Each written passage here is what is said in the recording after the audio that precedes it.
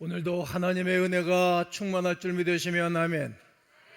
오늘도 하나님의 나라가 우리 심령과 가정 속에 임하실 줄 믿으면 아멘 하시기 바랍니다. 옆분하고 이렇게 인사하고 축복합니다. 하나님 나라를 향한 성도의 정 가운데 당신과 내가 있습니다.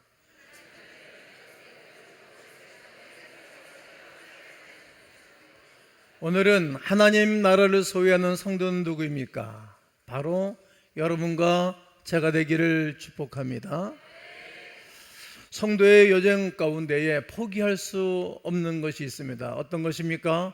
하늘나라를 향한 도전.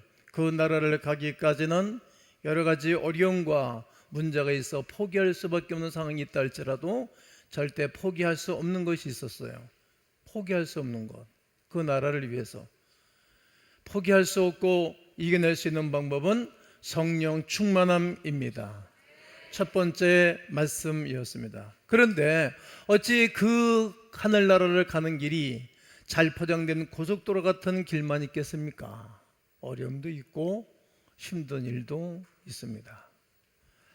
고난, 위험, 어려움에 뛰를 때가 있습니다. 하지만 걱정하지 마십시오. 왜냐하면 우리 주 예수 그리스도께서 당신의 주권적인 선의와 은혜로 함께 할 것이기 때문입니다. 하나님을 사랑하는 자 곧 그의 뜻대로 부르심을 입은 모든 자들에게는 모든 것이 합력하여 선을 이루기 때문에 우리 하나님이 우리를 인도하고 계신 줄로 확신합니다. 오늘은 성도의 여행 중에 우리의 목적과 목표는 하나님 나라입니다. 한번 따라해 보실까요? 우리의 목표와 목적은 하나님의 나라입니다. 오늘 본문을 통해서 하나님 나라를 향하여 여정을 가지고 따라가는 사람들에게 있는 교훈을 삼는 시간입니다. 누구도 가난을 반가워하지 않습니다. 어떻게 보면 가난은 악과도 같습니다. 사람을 비참하게 만들고 사회의 악을 키우는 온상이 되기도 합니다. 그런데 예수님은 가난이라는 단어를 서슴지 않고 사용하셨습니다.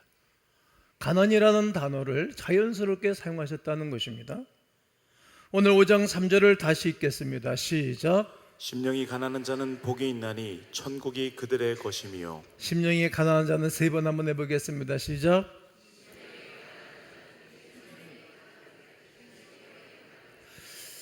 또 오늘 본문 6장 20절도 읽겠습니다.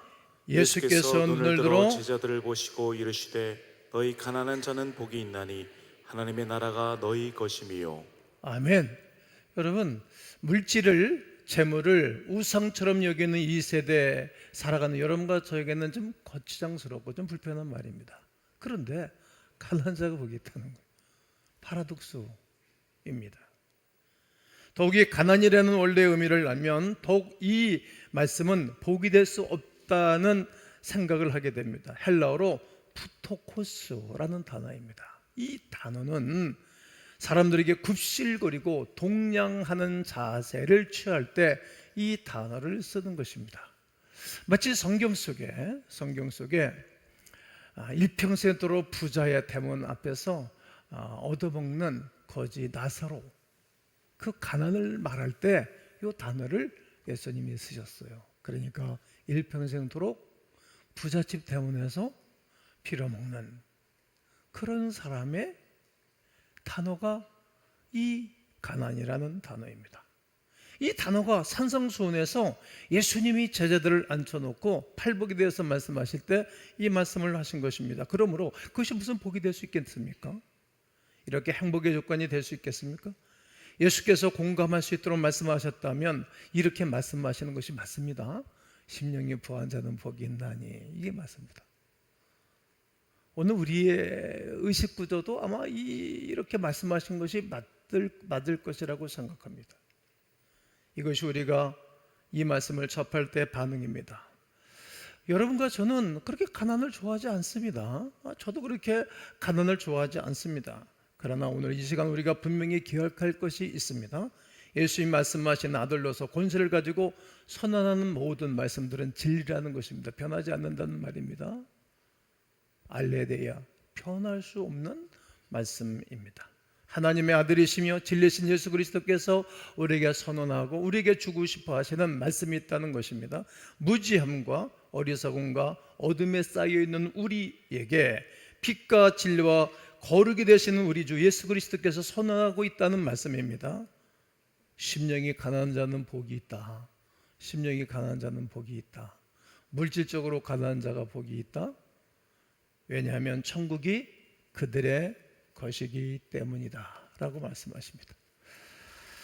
예수님의 말씀을 귀담아 들어야 되시고 오늘 마음을 활짝 열고 이 말씀을 받아들이게 되어지면 성도가 하늘나라를 향한 여정 가운데에 하나님의 백성들에게 하나님의 나라가 소유되고 임하게 될 줄로 확신합니다. 이 말씀 안에 구원이 있습니다. 이 말씀 안에 행복이 있고 행복감이 있는 것입니다. 그러므로 오늘 우리가 가지고 있는 선입견은 하나님의 말씀을 받는데 방해가 되거나 거침돌이 될 수는 없습니다. 그러므로 먼저 생각할 것은 마태복음의 심령이 가난이라는 말씀입니다. 이것이 무엇을 의미하는 말씀입니까? 이것은 우리가 하나님 앞에 가져야 할 마음의 태도, 따라해 보실까요? 하나님 앞에 우리가 가져야 할 마음의 태도, 우리 하나님 앞에 늘 이런 마음의 태도를 가지고 나오셔야 됩니다. 사람 앞에 심령이 가난하거나 부하거나 상관이 없습니다. 적당히 밥 세끼 먹으면 되고 양복 한 벌 가지고는 16년도 입어봤거든요. 여기가 너덜너덜 다 해주고 단이 다 해주고 그래도 상관이 없었어요. 오히려 그거 입고 다닐 때 전에도 말씀드렸지만 어떤 은행 갔더니 그 친구가 나한테 그러는 거예요. 목사님 참 멋있어요. 왜 멋있냐 했더니 이거 해진 거 입고 다녔다고. 여기 사람들이 본 눈이 이상하게 보더라고요. 좋아요. 20년 입으면 어떠고 10년 입으면 어떻겠어요? 사람들 앞에 그냥 사는 거예요. 부하거나 가난하거나 자유함이 있지 않습니까? 그냥 사람 앞에서는 그대로 대하면 되는 것입니다. 오늘 우리가 32장 찬양을 코디를 했어요. 만유의 주제 거룩하신 예수 사람이 되신 하나님 나 사모하여 영원히 섬길 내 영광 되신 주로다. 만유주가 되시는 그 하나님은 천지 만물을 창조하셨고 거룩하신 하나님 아버지 앞에 그분 앞에 나갈 때는 우리가 이렇게 가난한 마음 가지고 가야 된다는 거예요. 아무리 이 땅에서 많은 것을 가지고 있다 할지라도 하나님이 소유만큼 가질 수는 없어요. 아무리 많은 것을 알다 할지라도 하나님의 그 지존하심을 뛰어넘을 상사가 없어요. 아무리 박사학위를 4-5개 가졌다 할지라도 그 하나님의 지혜와 지식을 능가할 사람이 하나도 없기 때문에 그 주님 앞에 나갈 때는 겸허하고 겸손하고 빈 마음으로 가난한 마음으로 가야 된다는 말입니다. 이렇게 우리 주님은 심령이 가난한 사람을 우리 주님이 복이 있다고 말씀하신 것입니다. 좀 더 쉽게 표현하면 마음을 비워야 된다는 말입니다. 마음을 비우는 것이 심령의 가난입니다. 다르게 표현하면 하나님 앞에 철저하게 낮아지는 태도입니다. 마음을 비우면 낮아지게 됩니다. 낮아진 마음은 마음이 비어있는 마음입니다. 그리고 사람들이 편하죠. 하나님 보시기에도 좋은 마음입니다. 마음을 비운 자와 마음을 비지 못한 자에 대해서 예수님께서는 아주 짤막한 에피소드로 하신 말씀의 구절이 있습니다. 누가복음 18장 9절 이후에는 말씀은 나오는 말씀입니다. 그 말씀에는 성전에 바리새인과 그리고 세리가 함께 기도하고 예배드린 이야기입니다. 바리새인들은 남들 앞에서 말이죠, 하나님 말씀을 잘 지킨다고 자부심이 강했던 사람입니다. 사람들이 보기에 흠잡을 것이 없을 만큼 율법을 철저하게 지키면서 거룩한 생활을 하는 사람들이라고 자처하는 사람들입니다. 한편 세례는 그 당시 모든 사람들이 손가락질 당하는 사람들입니다. 매국노 같은 인간이요, 사람들로 하여금 인간 대우를 받지 못하는 존재감이 망가진 사람들 중에 한 사람이 세리들이었습니다. 성전에 들어가자마자 바리새인은 자신만만하게 두 손을 높이 들고 큰 소리로 기도하는 것입니다. 그리고 하나님 아버지, 나는 이 사람들과 구별된 사람입니다. 난 이 사람들과 좀 다릅니다. 좀 이렇게 좀 불편하지 않습니까? 토색하는 사람, 가늠한 사람, 또 악한 일을 행하는 사람들과 같지 않습니다. 다른 사람과 구별된 것을 나는 감사합니다. 저는 일주일에 2번씩 금식 기도를 꼭 하고요, 저는 11조를 꼬박꼬박 냅니다. 하나님, 이런 사람을 일컬어서 마음이 부한 사람이라고 말하는 것입니다. 심령이 부한 자, 심령에 무엇을 담고 있는 사람입니까? 그래서 하나님 앞에 무엇인가 자꾸 자랑하고 싶은 거예요. 자꾸 말하고 싶은 것입니다. 그의 마음에 가득 담고 하나님 앞에 나가는 아주 고자세, 고요만한 마음입니다. 바리새인들은 이와 같은 사람들입니다. 한편 세례는 어떠하죠? 성전 맨 뒤에 서가지고 말해요. 앞에도 나오지 못하는 거예요. 고개를 푹 숙이고, 고개를 푹 숙인 채 가슴을 치면서, 하나님, 저는 죄인입니다. 잘못했어요. 부끄럽습니다. 죄인이로서이다. 나는 하나님 앞에 내놓을 것이 없습니다. 자랑할 것도 없고, 자기가 가지고 있는 모든 것들이 아무런 소용도 없고, 이것이 나에게 아무런 유익을 줄 수 없는 것들입니다. 주여, 저를 불쌍히 여겨 주옵소서. 부끄럽습니다. 그런 세리와 창기들을 향해서 나의 친구들이라고 주님 말씀하셨습니다. 바리새인을 향해서는 한 번도 친구라는 단어를 쓴 적이 없습니다. 바리새인들은 휘철한 무덤 같은 자들이요, 화 있을진저, 이렇게 계속 책망과 질책을 하셨지만 세리와 창기들을 향해서는 내 친구라고. 마음이 비었기 때문이 아니었을까요? 철저하게 자기를 비하하고 자기를 포기합니다. 하나님은 이런 사람들을 긍휼히 여기시는 것입니다. 왜냐하면 마음을 완전히 비우고 나왔기 때문입니다. 심령이 가난한 자는 복이 있나니 하신 말씀은 바로 이런 분들을 두고 하시는 주님의 음성입니다.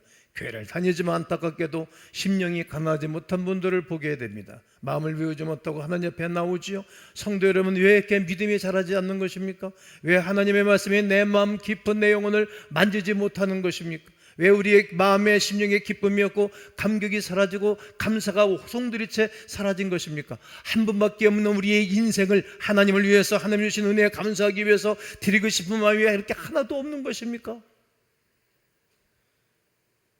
그 이유는 간단합니다. 마음에 뭔가가 가득 차서 그렇습니다. 아쉬운 것이 별로 없습니다. 하나님 앞에 자랑할 것들이 많이 있습니다. 이렇게 마음이 가득 차 있기 때문에 하나님의 말씀이 내 속에 깊이 들어오지 못하는 것입니다. 나된 것은 전혀 하나님의 은혜와 통하지 않는 것입니다. 나를 지으신 이가 하나님이시며, 나를 불러내신 분이 하나님이시고, 나에게 은혜를 주신 분이 하나님이시고, 나를 보내신 분이 하나님이신데 이런 마음이 전혀 없는 것입니다. 하나님의 은혜하고는, 하나님의 역사하심과 일하심하고는 전혀 관심이 없는 그의 고백을 들을 수 있고 볼 수가 있는 것입니다. 지위가 높고 세상 사람 보기에 능력이 있고 성공한 사람일지라도 그런 것을 하나님 앞에는 자랑할 수 없습니다. 우리는 대단하고 박수 칠는지 모르지만 그 하나님에게는 그런 것들이 아무것도 아닐 것입니다. 내가 가지고 있는 돈이나 재산 때문에 마음이 든든할지는 모르겠습니다. 그러나 든든한 것이 결국은 하나님 앞에 심령이 가난한 자가 되지 못하도록 하는 방해물과도 같습니다. 거칠어봐도 같은 것입니다. 그런 것들이 무슨 소용이 있는 것입니까? 그렇지 않은 것입니다. 사도 바울이 예수 그리스도를 만났을 때에는 자기가 소유하고 자기가 쟁취하고 자기가 붙잡고 있는 것들을 매우 자랑스럽게 여겼습니다. 자존감이 아주 높은 사람 중에 한 사람이 바울이었습니다. 그러나 다메섹 교회에서 예수 그리스도를 만나자마자 이 모든 것들을 배설물로 여겼다라고 고백합니다. 소변, 대변처럼 여긴 것입니다. 첫째 주에 우리는 이 설교를 하고 저는 푯대를 향하여 찬양을 했죠. 요즘 계속 푯대를 향하여 이 찬양을 늘 하고 다닙니다. 푯대를 향하여 그리스도 예수 안에서 이전 것은 지나갔으니 새 것을 향해서 주의 날을 향해서 달려가는 고백을 필리포에서 필리포 교인들을 향해서 이 편지를 써보낸 것입니다. 완전히 내려놓고 마음을 비워버렸습니다. 주님이 꽉 차신 거예요. 하나님의 은혜가 그를 사로잡고 하나님의 은혜가 그에게 인도해 주시사 성령의 역사를 따라 1차, 2차, 3차 선교행을 떠나고 그가 맨 마지막에 로마에 입성해가지고 2년 동안 새방에 살면서 자기의 오는 사람들을 다 맞이하고 복음을 전해주는 삶을 살았습니다. 예수로 만족한 것이었습니다. 그 어느 것 가지고도 자기를 만족해 줄 수 없는데 완전히 내 안에 주인이 바뀐 것입니다. 예수 믿는 사람의 마음이 이루어야 할 것입니다. 마음을 비우면 하나님이 그 하나님의 나라, 하나님의 마음을 우리 가운데 부어 주실 것입니다. 아멘이십니까? 천국이 그들의 것이라는 말씀에는 두 가지 의미가 들어가 있습니다. 첫째는 구원을 받았다는 이야기예요. 그리스도 예수로 말미암아 죄 사함을 받고 구원의 확신 가운데 살아갔다는 거예요. 여러분, 구원의 확신이 있으시지요? 전 세계 전쟁을 치르고 있는 수많은 나라들이 있는데 우리 대한민국도 전쟁에 오픈되어지는 나라, 늘 그런 나라 아닙니까? 긴장 가운데 혹 전쟁이 일어나거나 혹 산사태가 나거나 혹 홍수로 인해서 큰 어려움을 당하거나 혹 교통사고가 나거나 혹 잠자다가 화재가 나서 이 땅을 떠날 때 여러분 확실히 천국 갈 수 있으시죠? 그러면 됐습니다. 그러면 평안한 사람입니다. 두 번째는 하나님이 우리의 심령에 예수 그리스도께서 임재해 주시고 예수 그리스도께서 우리의 마음을 다스리는 상태를 이야기하는 것입니다. 누가복음 17장 21절이 우리에게 이 말씀으로 뒷받침해 줍니다. 읽습니다. 또 여기 있다 저기 있다고도 못하리니 하나님의 나라는 너희 안에 있느니라. 그렇습니다. 하나님의 나라는 여러분 안에 내 속에 있는 거예요. 다른 사람 마음에 있는 것도 중요하지만 내 안에 있어야 돼요. 다른 사람 부유하게 사는 것도 중요하지만 내가 부유한 것이 좋듯이 여러분 부유함이 내게 있는 거예요. 우리 마음에 있는 것입니다. 바로 그리스도께서 우리 안에 계시는 것입니다. 예수님이 우리 마음 안에 거하게 되어지면 천국이 임하게 됩니다. 확신합니다. 그렇게 되면 우리 마음의 기쁨과 행복뿐만이 아니라 인생의 온전한 삶을 살아가는 거예요. 그렇게 인생이 허접하지 않아요. 그렇게 우울하지 않아요. 그렇게 낙후된 삶을 살아가지 않습니다. 로마서 17장 17절에 하나님의 나라는 먹고 마시는 것이 아니라는 거예요. 하나님의 나라. 성경에 하나님의 나라가 얼마나 많이 기록하고 있는지 몰라요. 오직 성령 안에 의와 평강과 실학이라고 말하는 것입니다. 의는 믿음이고 평강은 주시는 은혜이고 그리고 실학은 기쁨인 거예요. 기쁨. 그로 말미암아 기쁨을 가지고 사는 것입니다.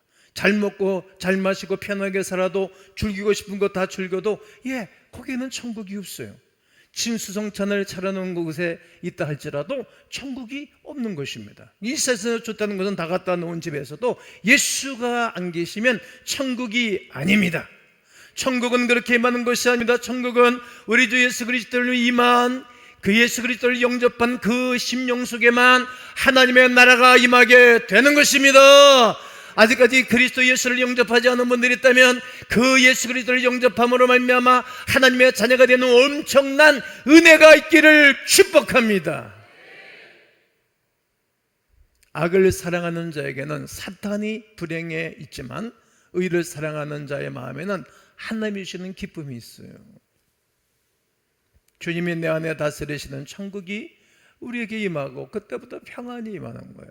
초막이나 궁궐이나 그 어디나 하나님 모신 그곳이 하나님의 나라예요. 소유와 환경이 있지 않아요. 그 옥에 들어가 있을지라도 감사하고 어려운 가운데 있을지라도 감사할 수 있는 것은 그 주님이 우리와 함께하기 때문입니다. 사람들 보기에는 기뻐할 일이 없지만 예수님만 생각하면 가슴이 빨렁빨렁 뛰는 거예요. 흥분이 되는 거예요. 잠잘 때도 꿈을 꾸다가 기도하다가 잠을 자고 잠자다가도 뻘떡 일어나서 감사하는 거예요. 제가 얼마 전부터 요즘은 이게 아침 새벽 2-3시면 꼭 하나님 깨우세요. 11시, 10시에 자는데 한 2-3시간 자고 하루를 사는 거예요. 그래도 좋아요. 요즘은 장 목사님이 내 차를 운전해 주니까 그때 잠깐 자고 한 30분 자면 또 빨리 일어나고. 그 왜? 예수 그리스도 때문에. 그분 때문에 기뻐하고 그분 때문에 내 인생이 바뀌어졌으니까 말이죠. 그것이 예수님이 주시는 마음이고 천국이 임한 것입니다. 하나님께서 우리의 마음을 비워주시고 예수님이 다스리는 천국의 행복을 안겨주셔야 됩니다. 그러기 위하여 우리 주님이 오늘도 이런 말씀을 주시는 것입니다. 마음이 여러 가지 복잡한 생각을 가지고 심체적인 기분으로 주 앞에 나왔을는지 모릅니다. 그러나 하나님의 말씀을 듣는 가운데 이런 해결된 마음, 이런 모든 침체된 마음들이 해결될 줄로 믿습니다. 마치 논바닥에 가뭄이 오면 말이죠, 논바닥에 물이 있고 흙이 아주 고왔던 흙들이 말이죠 쫙 말라가지고 갈라져요. 1.5cm, 2cm, 3cm까지도 쫙 갈라져요. 여기에 피가 쫙 확 먹어들어요. 마치 우리의 심령이 가난한 사람, 우리 심령이 쩍쩍 갈라지는 논바닥 같은 마음이 되었으면 하나님의 은혜가 기다리기 봐요. 예배 때마다 나는 감격이 돼요. 예배 때마다 하나님의 은혜가 임하는 거예요. 너무 배부르면 음식이 맛이 없어요. 심령이 가난한 자에게 이렇게 복이 있어요. 그 마음의 천국을 소유한 마음, 난 이 복이 여러분 마음에 있기를 축복합니다. 사랑하는 성도 여러분, 세상 허영에 속지 마십시오. 착한 사단을 우리가 이 땅에 화려한 것을 갖다 주면서 계속 이 땅 것에 취해 살도록 하는 것입니다. 제가 설교 글을 또 정리하고 또 정리하고 또 정리하면서 오늘 새벽에는 3시 몇 분에 일어나가지고 설교를 또 정상하고 또 찾고 그러는 가운데 속지 마라 세상 허영에 이 찬송이 또 올라왔어요. 저는 청년 때 몇 년 동안 늘 밤새도록 철야 기도를 했는데 레파토리 찬양이 있어요. 그 중에 이런 찬송이에요.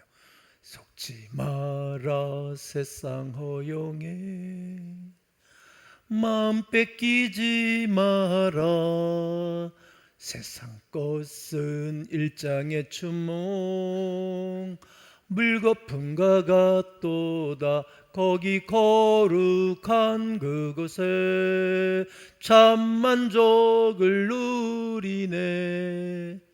여러분 속지 말라는 거예요. 세상 허영에 물 같은 거예요. 꿈 같은 것입니다. 그러나 사단은 계속 이딴 것을 쏙삭이고 보여주면서 우리의 촉각을 흐리게 하고 우리의 감각을 흐리게 하고 하나님 나라를 희미하게 하는 거예요. 속지 말아야 됩니다. 돈은 그 자체로는 악이 아닙니다. 돈을 많이 가지는 것도 전혀 잘못이 아닙니다. 그러나 부와 돈이 주님 앞에 주님 나라 가는데 장애물이 된다면, 부와 돈이 내 마음을 비우는데 장애가 된다면, 부와 돈이 하나님 주시는 천국을 내 마음에 소유하지 못하게 한다면 그것은 불행한 일입니다. 속지 마십시오.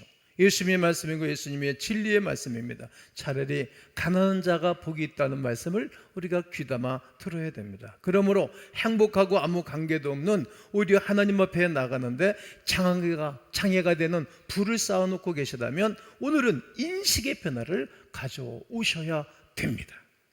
하나님 나라를 위해서 우리가 쓰임받아야 되는 것입니다. 하나님 나라를 위해서 쓰임받고 하나님 나라에서 드리는 것입니다. 하나님 나라에서 시간만 있으면, 기회만 있으면 많이 드리는 것입니다. 마태복음 6장 20절을 다 함께 크게 읽겠습니다. 오직 너희를 위하여 보물을 하늘에 쌓아두라. 거기는 좀이나 동록이 해하지 못하며 도둑이 구멍을 뚫지도 못하고 도둑질도 못하느니라. 그렇습니다. 오직 너희를 위하여 보물을 어디에 쌓아두라? 하늘에 쌓아두라는 거예요. 기회만 있으면 거기는 좀이나 동록이 해하지 못한다는 거예요. 도둑이 구멍을 뚫지도 못하고 도둑질을 못해 간다는 것입니다. 요한복음 6장 63절에 살리는 것은 영이니 육은 무익하니라고 말씀하시면서 내가 너에게 이른 말이 영이요 생명이라고 말씀을 하십니다. 여러분의 영혼이 구원을 받으셨습니까? 그러면 천국이 소유된 자이고, 내 심령에 예수 그리스도가 임재하셨습니까? 그러면 우리가 하나님 나라가 임한 것이고, 내 심령을 그리스도께서 다스리고 계십니까? 그렇다면 하나님 나라를 향한 삶의 여정 가운데 하나님의 나라가 여러분 가운데 임함으로 승리와 능력으로 함께 하시기를 주님의 이름으로 축원합니다.